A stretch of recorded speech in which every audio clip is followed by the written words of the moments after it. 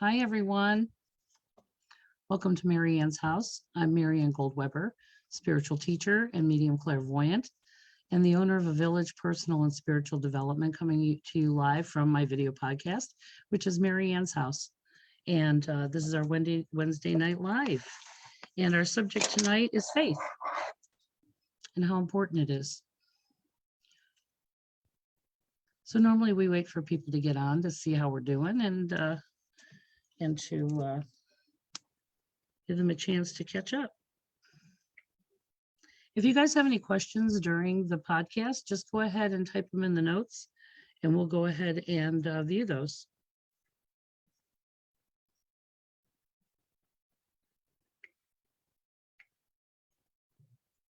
So normally we wait for people to get on to see how we're doing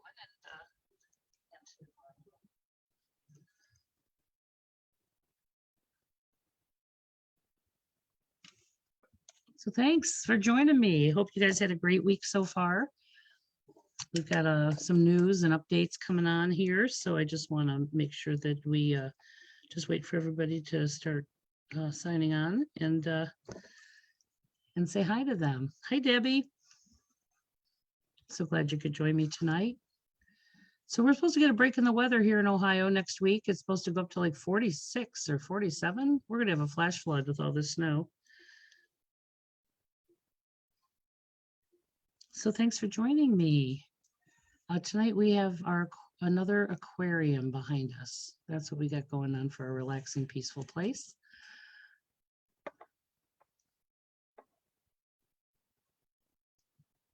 So I'll give you guys the news. Hi, everyone. Let me know you're on here and see how we're doing.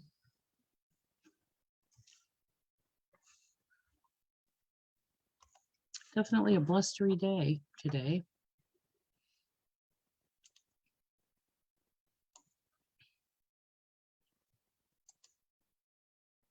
Definitely cold out there. I think it's like 16 degrees or something. Hi, Abby and Sarah.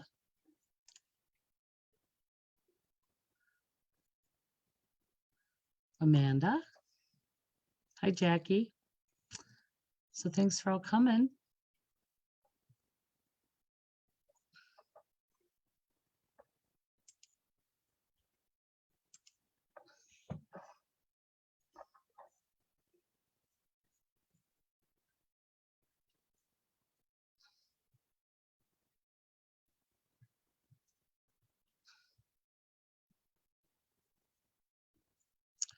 So thanks for joining me, everybody. Hey, Laura. So tonight's topic is faith. That's a loaded subject. We'll talk a little bit about that.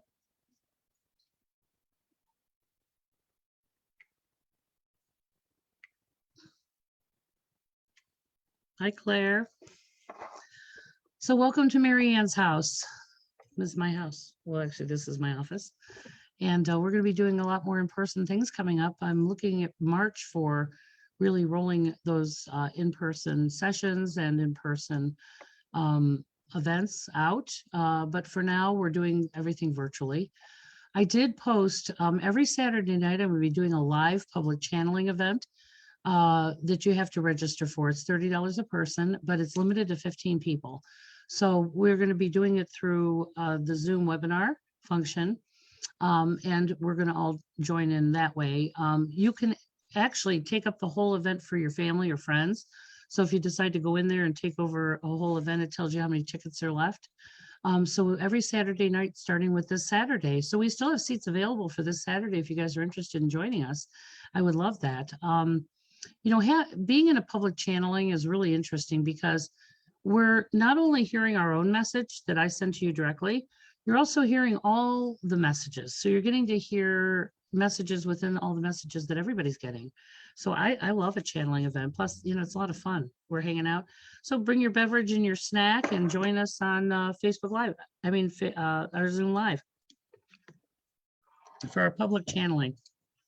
So just go to my website, mariannegoldweber.com.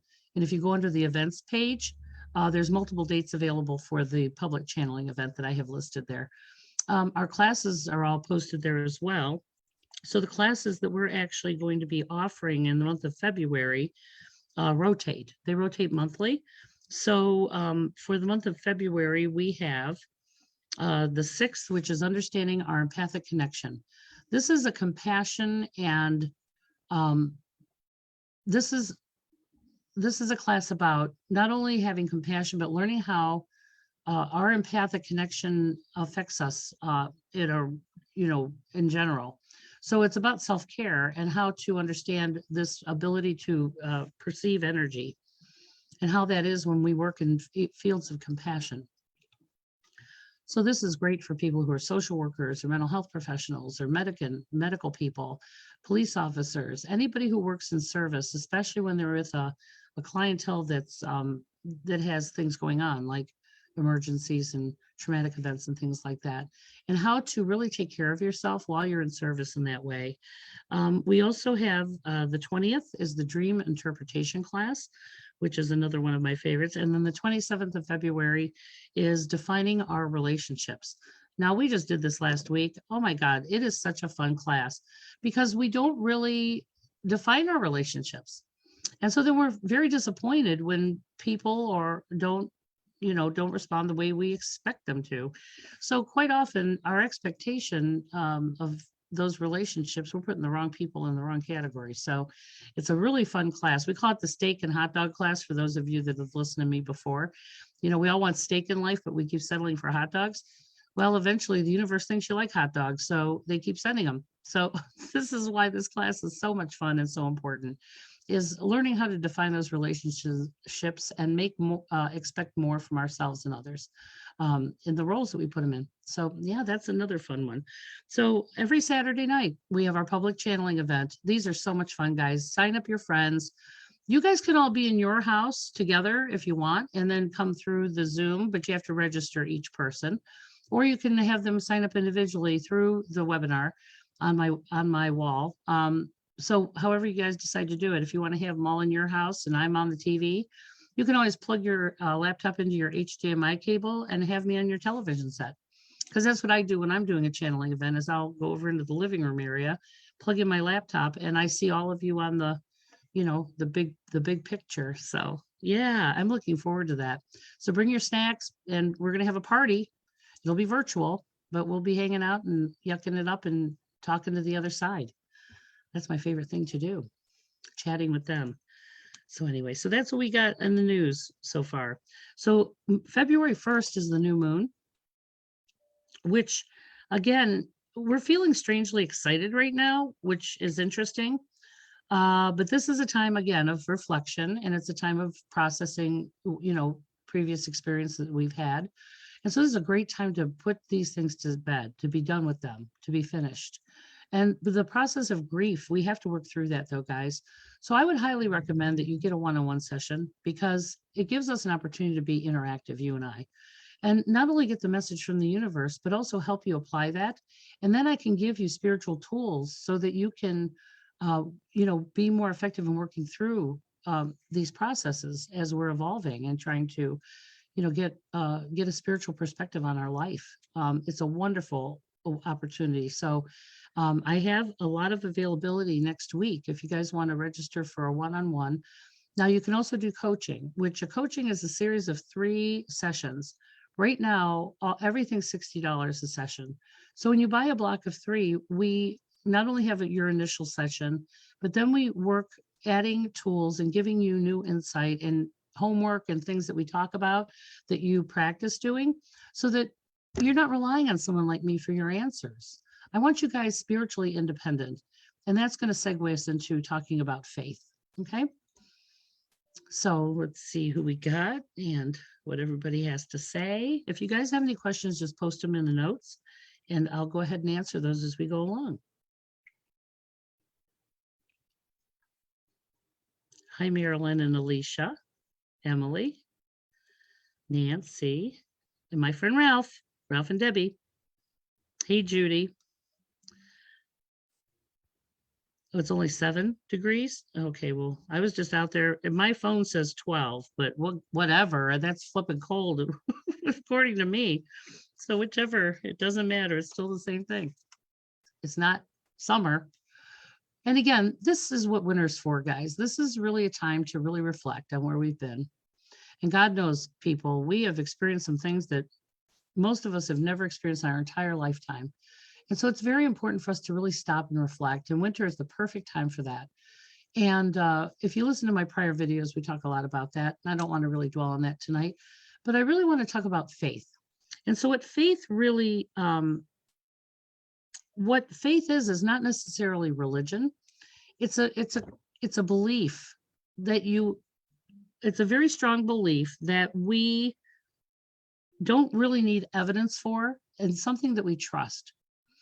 So when we talk about faith from a religious perspective, it's about trusting something bigger than you, that we call God or creator, or some people, people have put labels on that divinity or God of their understanding.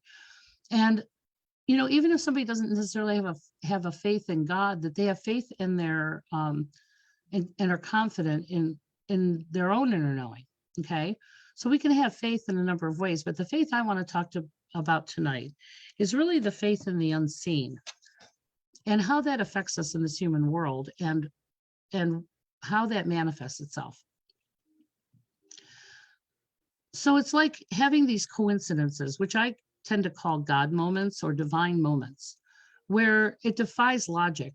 It defies this human life of time and things like that. So when I talk about faith, it's about something bigger than me that's kind of running like a current under this life. Now, I have to tell you, the only person I really had faith in my own life early on was myself, because humans had let me down. And so I really didn't have a lot of faith in people. So I always had a very strong inner spiritual knowing that there was something bigger than me, and that my life was not just about the suffering or the things that happened to me in my life, but that there was some bigger purpose for me, that there was some bigger reason. And that was just in this inherent knowing, okay, which is something that you can't explain. It's unexplainable. And so when we use the word faith, it's about having this trust or this belief in something that you can't see, that you trust, And so this is difficult for people that, have been disappointed by not only other human beings, but by the divinity. I was raised in organized religion, and it was not an inclusive thing. It was something that you were either belonged to or you were ostracized from. And so to me, I never understood how God could do that, separate people because they didn't believe exactly what we believed. So very early on, I didn't understand. There was no logic behind that, how some people belonged and some people didn't. Well, God created all of us, and in his image, is according to the Bible. So I always had a question about that, because it was very contradictory. And so, that the God of religion, I had a very difficult time with that word, because people professed one thing and then did something totally opposite of that. There was a lot of cruelty. There was a lot of, there, to me, I couldn't understand the contrariness of that particular organized religion. So I really became kind of agnostic for a while, and felt like I was in control of everything, because so many things and people and God had let me down.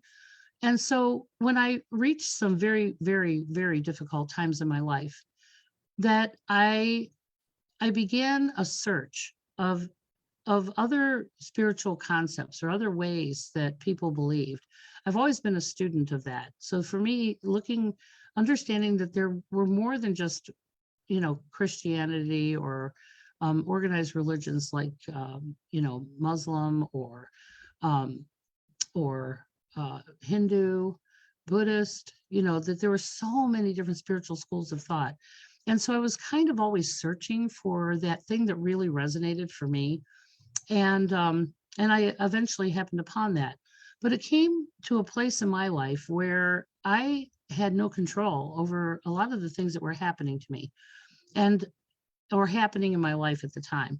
And so when I lost my ability to feel like I was in control of it all, um, this very wonderful, peaceful feeling came over me that I didn't have to control it all.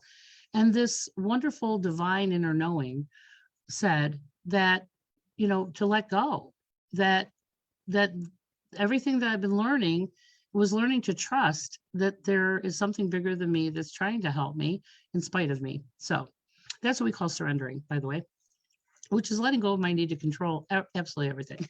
So, so seeing how that ability to have faith in that unseen thing didn't mean that I just laid back and let God, let go and let God.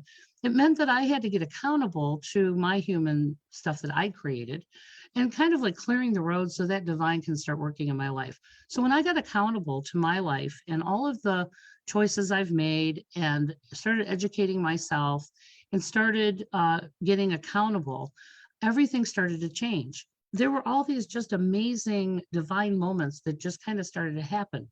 New and different people started arriving. I started clearly as a medium communicating with some of these unseen things that were trying to guide me, but I was in the way. And so the destruction of the illusions of my life were the things that actually cleared the road for me to get accountable and start really manifesting new and better things in my life. So for me, faith has been not just something I profess, but something I actually walk. I walk in tandem with that thing, not necessarily with the human rules and the fear and all the things that we've been taught, but really kind of peeling that off and finding out who I am authentically and truly simplifying my life and really just kind of trusting that inner knowing, that divine knowing, and putting my complete faith and trust in that. I surrendered my life over to that many, many years ago. And so my life has become just amazing because of it. All these wonderful interactions, these wonderful synchronicities that have happened that I can only label God moments or divine moments because they defy explanation. Some of these things just should not have happened. And so in the depth of our destruction of our illusion, whether that's because of a death or some thing that were unable to really see before was so broken and finally falls apart, there's a period like that initiates a period of grief, which is kind of assimilating that information into our thinking. And that process of grief is kind of what I help people through as they're having their awakening. Like I said, whether it's because of a death, as there really are divine purpose and there is divine reasons behind a lot of the things that we are experiencing in this human life. And so that's kind of what I just wanted to talk to you guys about tonight was, if I was so smart, how's that working? The divine has always led me to a place of peace and love and service of others, so I think that when we kind of get off the roller coaster of what society and culture and religion and all these things tell us that we have to do, because of fear, like we're going to be punished or we're going to go to hell, or, I think there comes a point where we need to just really question what it is you actually believe and what you put your faith in and who you put your faith in. I now trust myself where I didn't necessarily trust myself before, because I try to walk my talk. I walk in integrity. I'm a good communicator. I'm accountable to myself and other people. I'm very clear on how I affect the world as well as how the world affects me. And I have this level of faith that takes me above this human life that shows me that, I'm here to do that work. I'm here to be that person who can be the operator and the communicator for people on the other side to communicate with you. But I also like to give people tools of faith and tools of understanding spiritually so that you don't rely on other people, that you develop a relationship with that divinity that's helping us, that, we're not clearly always able to see or hear. And so when we notice the signs and how it works outside us, it just solidifies that we're not down here doing this alone, that everything that's happening in our life is happening with great purpose for us to learn and to evolve and to teach other people how to navigate that or not make those same choices that you did. So, I'm a firm believer that our pain does become our purpose. So when we originally wake up, we have to kind of go back and reflect over our life to see, who were the people teaching us this? What did we learn from the experiences that we've received? And that those experiences have been really grooming us to be leaders. And I know you guys wouldn't always think of yourselves as leaders, but I've seen so many leaders that really had no business leading, that don't walk in integrity, don't communicate clearly, have an ulterior motive, and it's really not about leading but manipulating or oppressing. And so I've had so many of those kinds of people in my life that I decided that I'm going to lead in my own life. And then if what I say and do speaks to you and helps you heal, and then I'm doing my mission. I'm here with my soul's purpose. But how could I ever help if I didn't know why I had the experiences I did? So this is where my pain became my purpose. This is why I advocate. This is why I champion other people.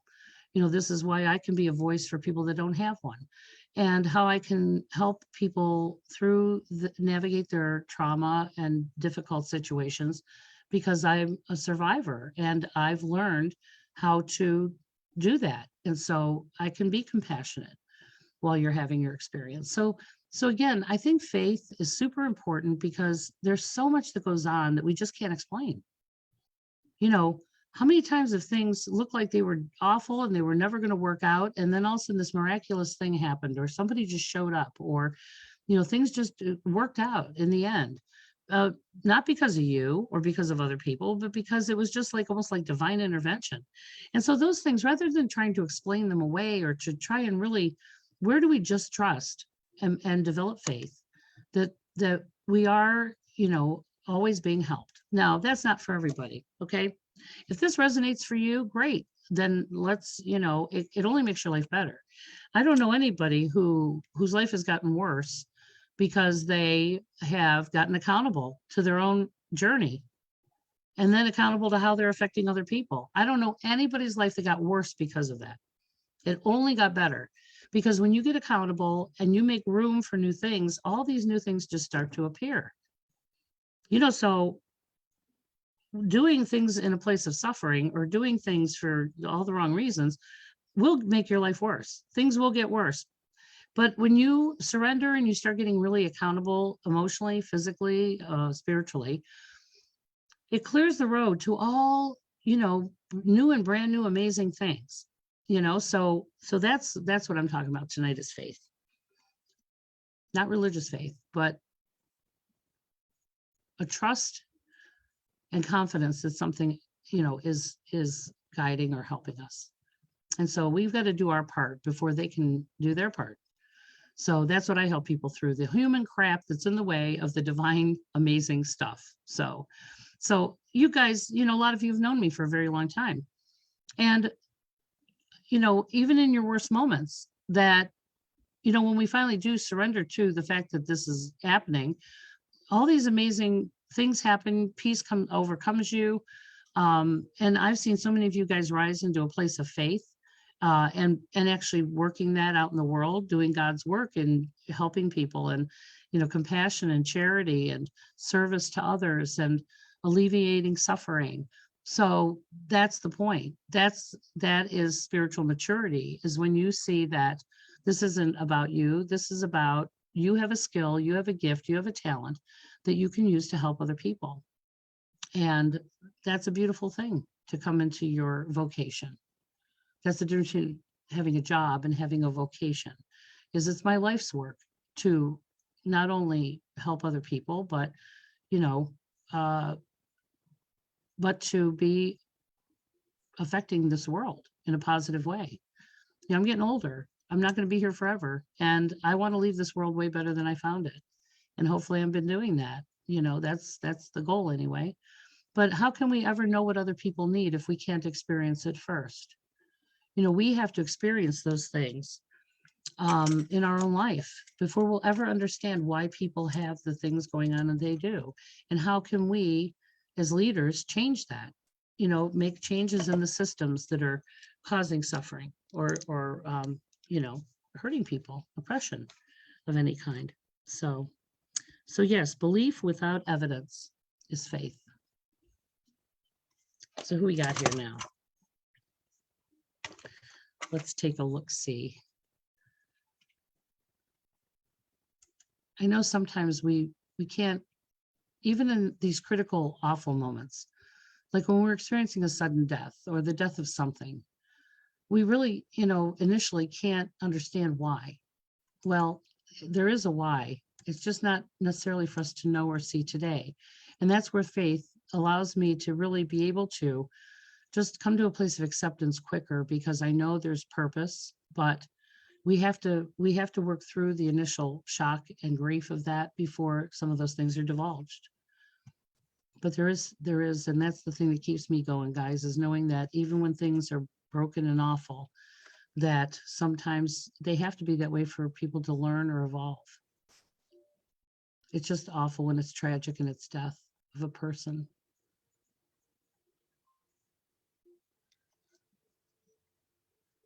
So who we got?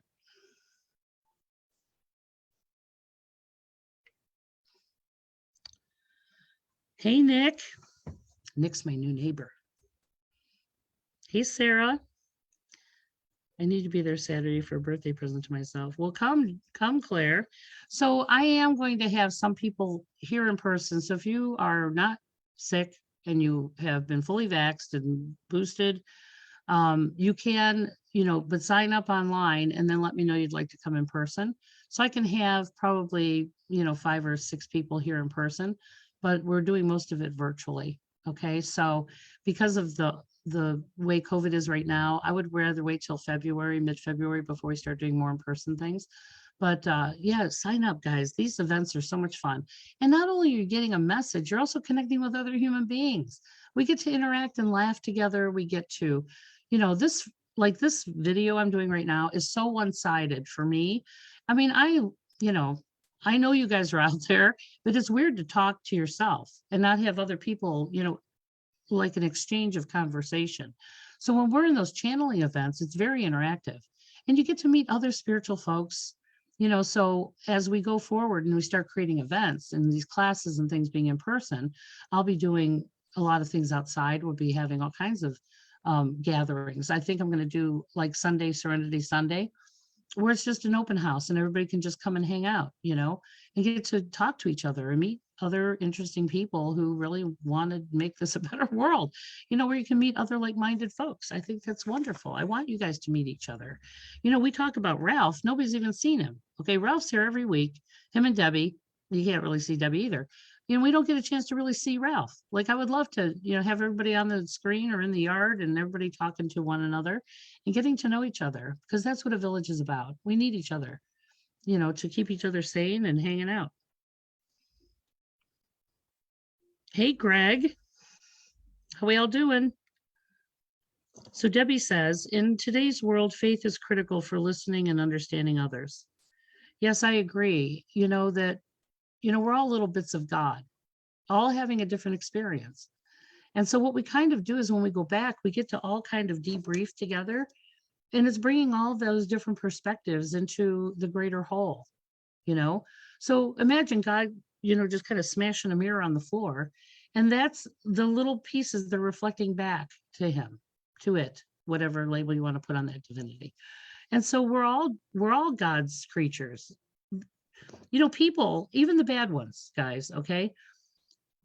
People don't come out like that. Something happens to them that makes them vicious or makes them awful. Okay. Nobody comes out born that way. Okay. So some external factor has created this dysfunction or this awfulness in them. Now, that doesn't mean that I'm going to invite them home or I'm going to try and fix them. Okay. But we have to know that even they're here for a very specific reason, and we may never know why, but we have to come together so that some of these awful things don't happen to people and break them from the minute they come out of the chute, And so even those folks are giving an experience, they're getting an experience. And so where can we help alleviate suffering? How can we put an end to abuse? How can we serve people who've had those experiences, or serving people in prison, helping them rehabilitate? They may never get out, but there is redemption for all of us, guys. But again, there's, some people are just so fractured and so broken, they'll never be better. Okay. But that doesn't mean that we hate them. We can hate what they do, we can hate their behavior, but the core of why people are like they are is because someone did something to them to make them that way. And that's kind of a tough pill to swallow when you look at like mass murderers. You look at, but people don't come out like that. There are 1,000 indicators that those things were happening way before they ever came to this awful moment where they made very bad choices. Okay. So yeah, faith, and that doesn't mean and compassion doesn't mean that we allow bad behavior. It's just a place of understanding. And this is a societal problem. This is a family problem. This is why we're so disconnected, that all these things go on in people's homes that we don't know anything about. We stopped operating as a village, and we stopped operating as accountable to one another. And so people are isolated. And when people get isolated, whether it's a family or a person or a community or society, it can get dysfunctional very quickly because there's no other perspectives helping. There's no elders to turn to help, to keep us all humble. So anyway, hey, Patty. I know, Ralph, I can't wait for the gatherings either. Well, who else we got? Yeah, so that's kind of where I was at today.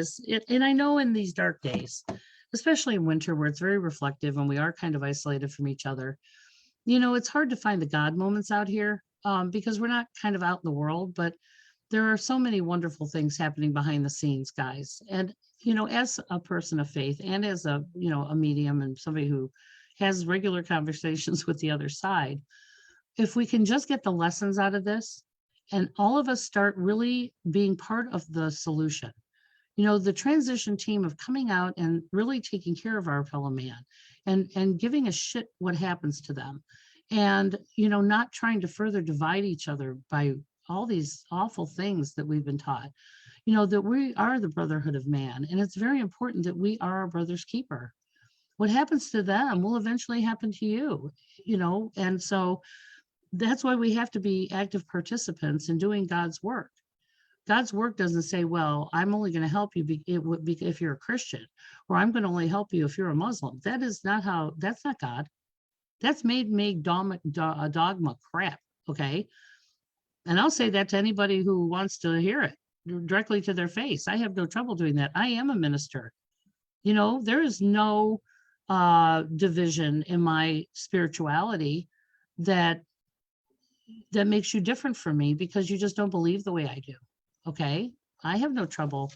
I mean, you want to practice your faith, be the best example of your faith, whatever it is.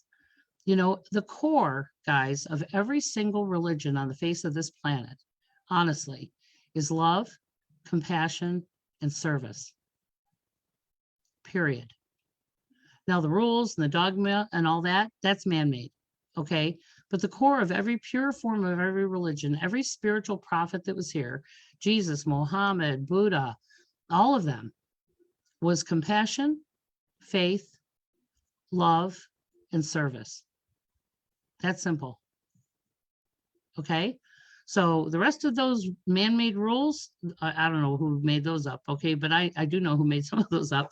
But I'm just saying, I love the history of religions, but the pure form of every religion straight out of that prophet's mouth, okay, was not about hate.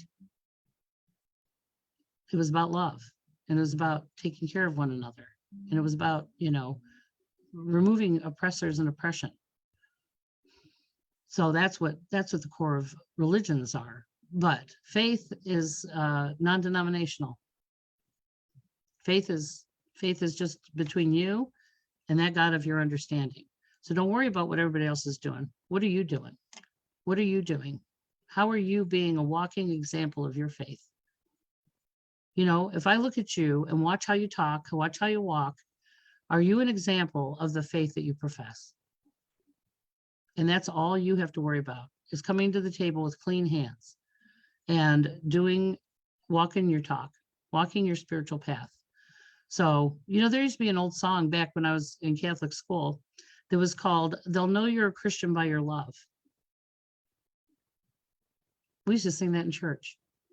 And then I used to get beat up every day by those kids out in the parking lot. I mean, bloody, okay, daily. And so for me, I'm like, okay, well, how can we sing this song? If you're an example of Christ or you're an example of Christianity, and this is what you're doing, then I don't know you by your love. Love is not easy, guys. Love is hard. It's hard to love it's hard to love people that aren't doing the right thing. It's hard to be compassionate. But I'm just saying that, if you're going to profess a faith, then your life should be a testimony to that faith. It's not what you say, it's how you walk it. So having faith and applying it and walking it are two very different things. So yeah, isn't that funny, Betty? That song sticks out in my head all the time. And I used to think, what a line of horse shit. Like, make us sing this song.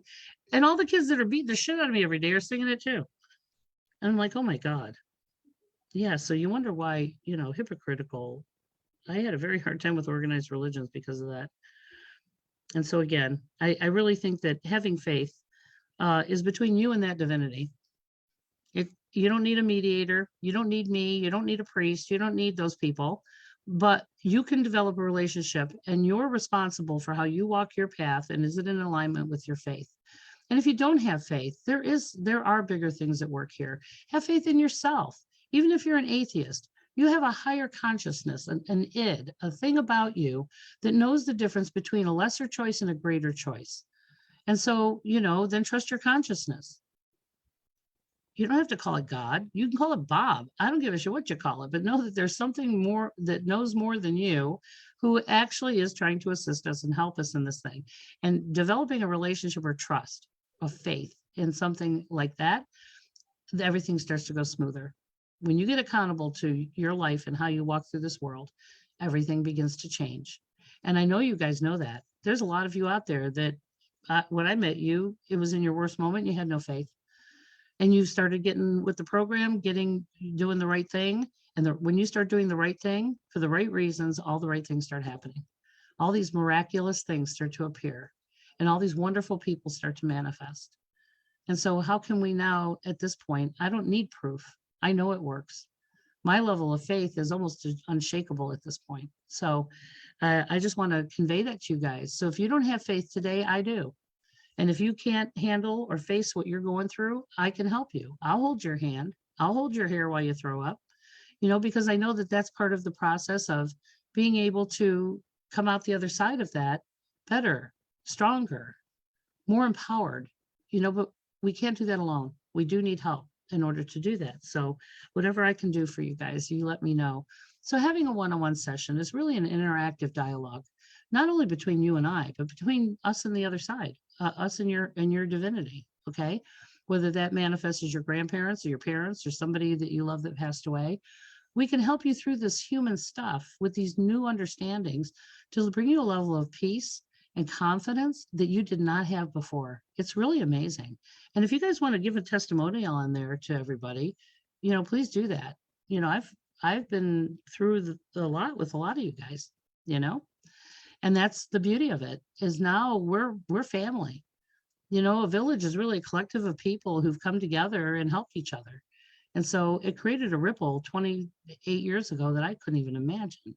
I mean, really, it's just amazing. And I'm so grateful for each and every one of you being part of following me all these years, or trusting me with your pain bodies and all the things that you've experienced. But like I said before, we can't see the purpose in these things in the moment. But now that you're outside it, now you get to see all these really divine things that would never have happened had you not had that cataclysmic event back then. And so you almost have to say, I'm grateful that happened. Because if that hadn't happened, all these other things wouldn't happen. Now, when we lose people, it's hard because we don't understand why. Well, every soul takes a secret mission, a secret, sacred mission. And sometimes people have to die in order for other people to awaken. I know so often where people have passed away tragically, but it had such a profound effect on so many people that completely got shook out of their illusion and got their shit together because of this tragic event. So that, to me, that person was a martyr.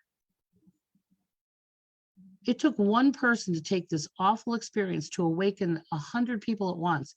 I'm sorry, that's a martyr. That's a hell of a mission to take. And that's how we have to start looking at these losses that we have. These people were on a secret, sacred mission, and that was between them and God. Not the way I want to see it turn out, but the way it needs to be. And if that's how it had to go, then, we need to be just come to a place, we do eventually through grief come to a place of acceptance.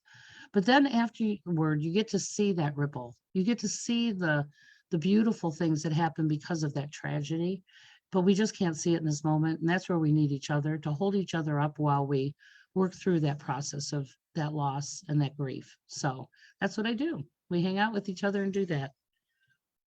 Because I have faith today, even if you don't. So who we got? We got Kathy. And Debbie says, family drama can be overwhelming if we don't take time to ask the divine for help. Agree that accountability is the beginning of healing.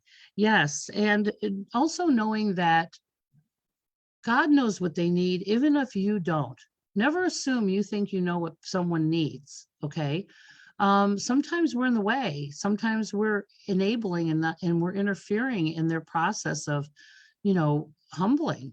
Okay. And so letting go and letting God is very difficult. And it's very hard to watch families suffer, but sometimes that suffering is between them and God. And it has to get painful enough before they make a change. That's very difficult. So this is where we work holistically, guys, because we're a whole person. We're a physical body, we're an emotional body, and we're a spiritual body. That's, our soul is taking a physical journey to create experiences. And then we get here and we get taught all the rules by the broken people that we were born to in society and blah, blah, blah. And then the awakening is kind of peeling off those really dumb rules that just don't apply, and again, we're really all evolving. Our whole society, everything is evolving right now. And we're casting off all these broken systems that just aren't working for everyone, these fear-based oppressive systems. And so where do we start getting accountable to not only ourselves, but our families, our society, and globally, to take care of each other in this world we live on. So, we can only bloom where we're planted. I'm doing God's work where I'm at. You're doing God's work where you're at. You might work at the hospital. You might work at Walmart. You're still doing God's work.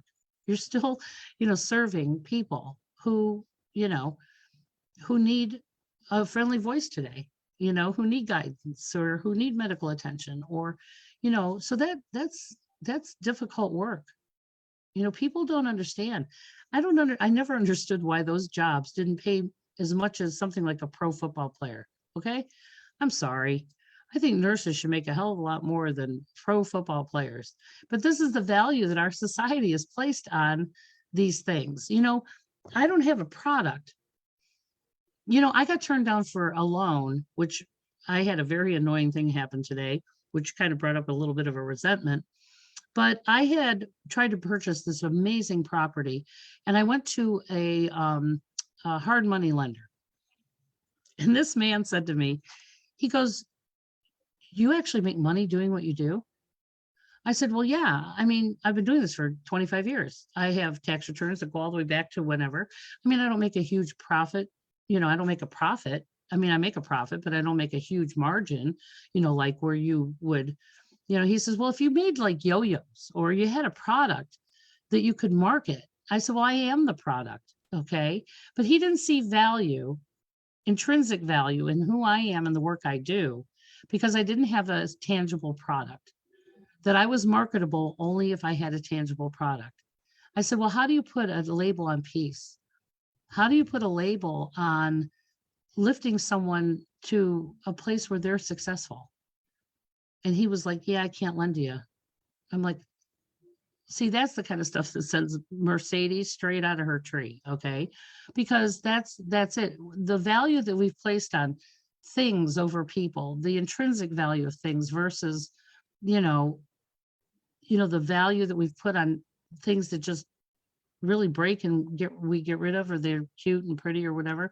But things of value like serving and ministerial work, and the things that mental health counselors, police and fire people. I mean, those are the kinds of jobs that you make in a hell of a lot more than they are. But like I said, when you have a service, when you're providing a service and not necessarily a tangible product, that is not valued in this world. How sad is that?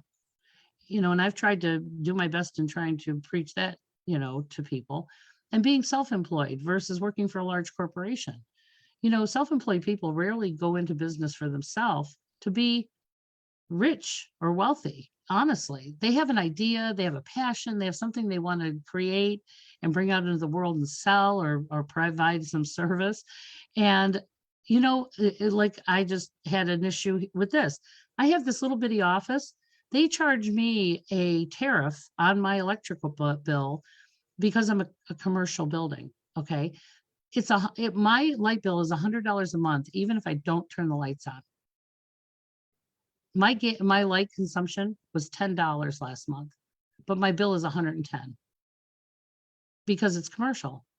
So they charge more to self-employed people. They make it harder for them to be successful. If I had a shower in here, my light bill would be $10 this month. But because it's a commercial space, even though it's just a little office storefront, I have to pay $100 tariff for just my lights without even turning them on. It's $100. Fascinating. So I went to the PUCO because, that's who I am. I will try and get those things changed, trying to change the system, because it's not fair for people, not just me. I mean, but everybody. This is why it's so hard to be self-employed. People have no idea. And these corporations, don't get charged taxes. I pay more taxes than most people do. And I don't even make that much money. So like I said, I claim every single dime I make. Every single dime I make. I claim it. I pay taxes on it. And again, that's the kind of stuff. These are the things in our world that just don't make sense and aren't working. I've worked my ass off for 25 years. Thank God I've produced a human being that I could afford to. I mean, we made a lot of concessions for Jared to have the things that he did, like go to college and, have food. And, I did all that self-employed. I have no idea some days. If it wasn't for the grace of God, there's no way I would have had that done. But we survived and we did all the right things. So when you do the right things, you always have enough. You always have enough. So anyway, so I'll get off my soapbox again.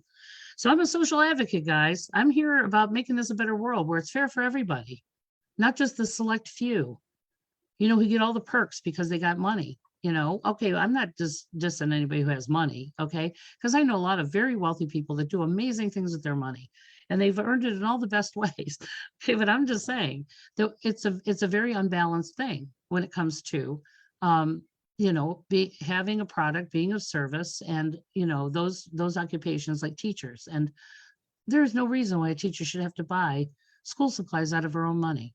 Like, really, I mean, this is a very broken system, and we are working at making it better. Okay, so we need all of you guys to get accountable and help. Hey, Jamie, Samantha.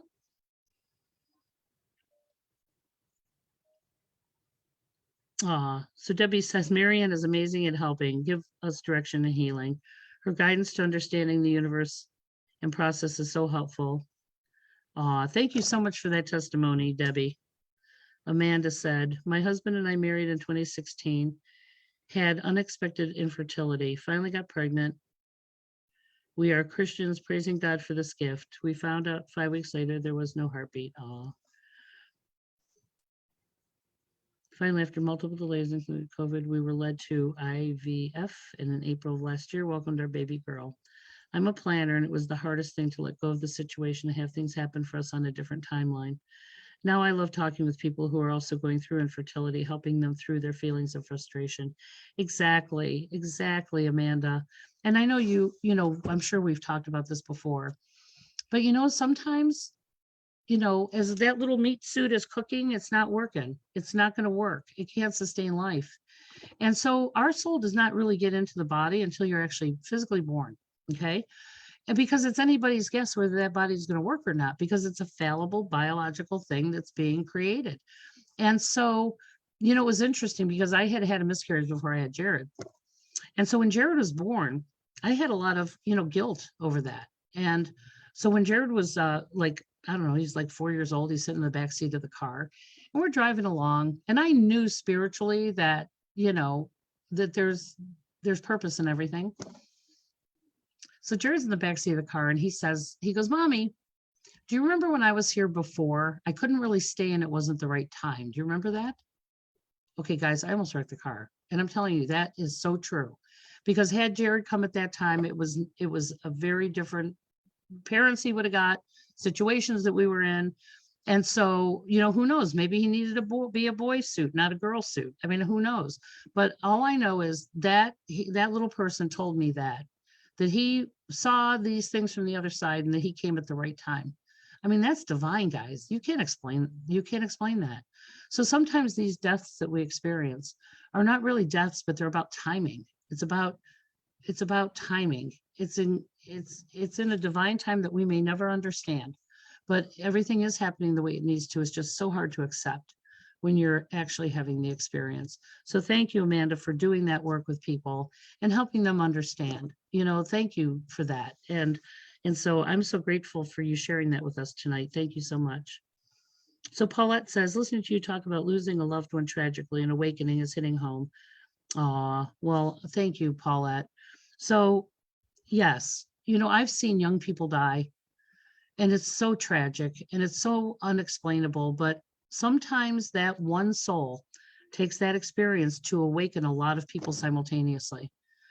So when you look at, like, I've met kids who've passed away, there was something different about them. They were very charmed. They were like shooting stars. They were popular. They just had this energy or light about them. And so I feel like they just had to make a really quick impact on this world because their living and their dying is still teaching to this day. It's interesting because there was a huge tragedy that happened in Cleveland back in the turn of the century, where 110 children died in a school fire in Collinwood. Okay. So 2 teachers and 110 children died that day.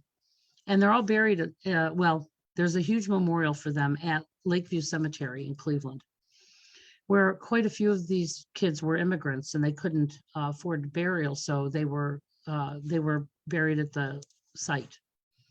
Some families lost both of their children, okay, in that fire. So what happened was the boiler caught fire in the middle of the day, and that school was 3 floors high, okay? And the doors opened in, not out, so they all got stuck in the stairwell and could not get out of the school. And the parents and the fire department back in 1900 were trying to put out this fire and they just couldn't put it out. So when we look at that as 110 children and 2 teachers, or was that 110 ancient souls who took a simultaneous tragic experience to awaken the world? Guys, that situation, that incident is why we have fire drills today and why they will not build a school over 2 floors high. And the doors open out, not in, was because of that incident. So to me, that they're martyrs. They took a very painful journey to, awaken this world to the things that were not right. And it's because of their sacrifice that we have all these things today. And it saved literally millions of lives over that last 100 years. So when we look at these tragedies from the spiritual perspective, it's not saying that they're not tragic. It's saying that, thank God, that somebody took that mission and made it so that it saved multitudes of people, or changed the course of what we're doing, changed our course like 180 degrees. I know a lot of people that lost someone and it straightened their shit out instantly because, they had this experience that woke them up. And so I can't be anything but grateful to those martyrs who have taken one for the greater good of humanity. Loretta says, hey, I'm struggling with faith today. As you know, my mom passed away yesterday, which was also my birthday. My sister passed away unexpectedly. I'm so sorry, Loretta. So many unanswered questions. I'm so heartbroken. Well, give me a call, friend, and we'll talk about that in more detail. Meanwhile, let's everybody just say a prayer for Loretta and her family, that they navigate this tragic event.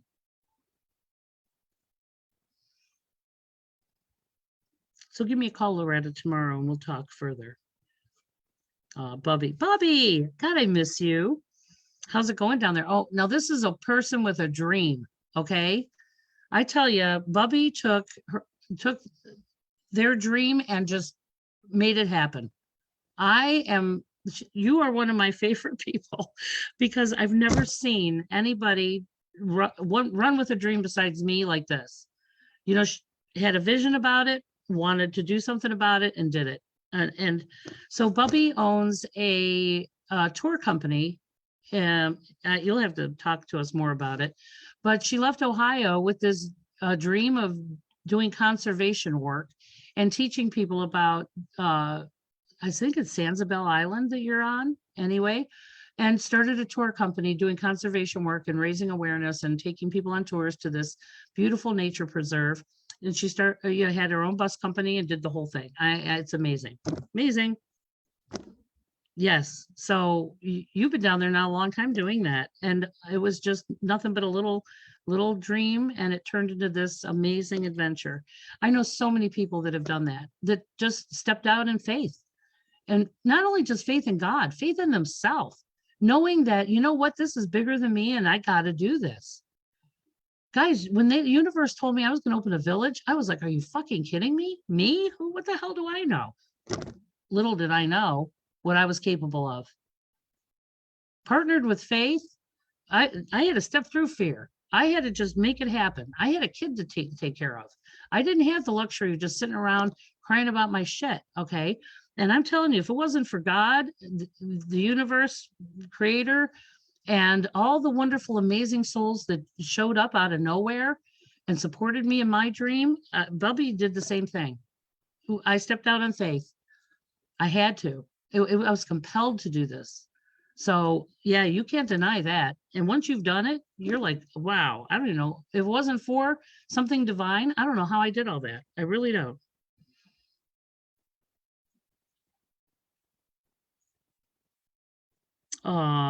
No, really, Bubby, what you've done is amazing. And so please advertise your business here. I think it's Sanibel, isn't it? Oh, it isn't a dream come true. It's a dream you made it happen. You did that. You and the helpers, man, I'm telling you, it just clicked. So that's what I'm saying, guys. Faith, stepping out in faith. Some days all we got is my faith. If it wasn't for my faith, I would give up. But there's no giving up because I know this works. I know there's something bigger than me that loves me, that wants me to succeed. And I'm just doing what I'm told. Okay. I have nothing to risk. I have nothing to lose. I don't really care. I trust that with my life. I trust that with my life. So if my message and divine voice said, go lay out there in the middle of State Road, I would, because I know there's a reason. Okay. I'm probably not going to die. I'll probably have to meet somebody. It's kind of like the deer jumping out in front of my car. You know, sometimes these things happen and they're not just because of a deer on the road, it's but other things that are supposed to happen later that you just can't see right now. Oh no, Bubby, I'm so proud of you. Honest to God, you're one of my favorite risk takers. Andrea says, trying to make my daughter Bella get off stinking TikTok and listen to your wisdom. Thank you for sharing your wisdom. Well, you know what? I'm going to start going on TikTok. That'll get her. Yeah, Sanibel Island. Captain Bubby's Island Tours. Come on down there, guys. Yeah, Bubby will put you up. She knows everybody. They know everybody down there. Aw, you guys are such an inspiration. You know, some days when I'm sitting here alone, talking to myself in this video camera, it's hard to remember that you guys are there, you know? This isn't easy. This is very difficult times for all of us, guys. We're all evolving. It's all changing. And, you know, I'm just trying to stay inspired too.